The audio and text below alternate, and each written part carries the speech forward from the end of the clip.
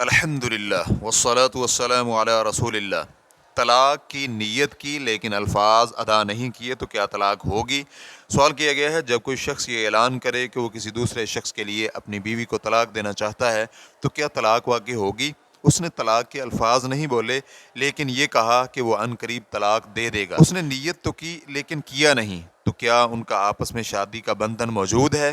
الجواب بعون اللہ سبحانہ و تعالی، یہ طلاق نہیں ہوگی جب خاوند نے طلاق کے الفاظ کی ادائیگی کی ہی نہیں، تو طلاق کے وقوع میں صرف اکیلی نیت ہی کافی نہیں۔ جمہور علماء کا قول تو یہی ہے، جیسا کہ حافظ ابن حجر رحمہ اللہ نے فتح الباری جلد نمبر 9 صفحہ نمبر 394 میں، اور ابن قدامہ رحمہ اللہ نے المغنی جلد نمبر 7 صفحہ نمبر 121 میں عام اہل علم سے نقل کیا ہے، اور اس میں امام بخاری اور امام مسلم رحمہ اللہ کی اس حدیث سے استدلال کیا ہے۔ ابو ہریرہ رضی اللہ عنہ بیان کرتے ہیں کہ رسول اکرم صلی اللہ علیہ وآلہ وسلم نے فرمایا، اللہ تعالیٰ نے میری امت کے دلوں میں پیدا ہونے والی اشیاء کو معاف کر دیا ہے جب تک وہ اس پر عمل نہ کر لیں یا پھر زبان پر نہ لے آئیں۔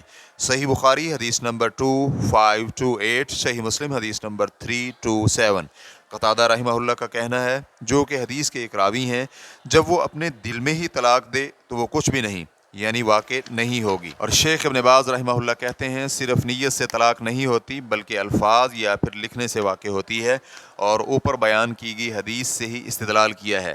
ریفرنس کے لیے دیکھیے فتاوی اسلامیہ جلد نمبر 3 صفحہ نمبر 279۔ واللہ تعالی اعلم۔ اسلام کیو اے ریکارڈنگز، مؤسسۃ الشیخ محمد صالح المنجد، المملکۃ العربیۃ السعودیہ، فتویٰ نمبر 20660۔ والسلام علیکم ورحمۃ اللہ وبرکاتہ۔